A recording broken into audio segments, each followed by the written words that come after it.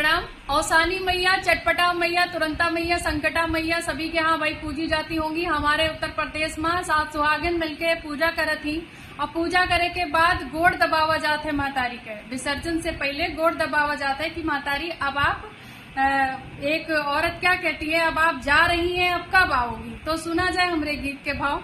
बहुत जन के बहनी लोग के डिमांड है आप गोड़ दबाव वाला गीत गाओ जाए, तो सुना जाए। हरि दबाई गोड़ावा मैया फिर कहिया आई बहू, दबाई गोड़ावा मैया फिर कहिया आई बहू। अरे छठी माई बई बरहियो माई बई, छठी माई बई बरहियो माई बई।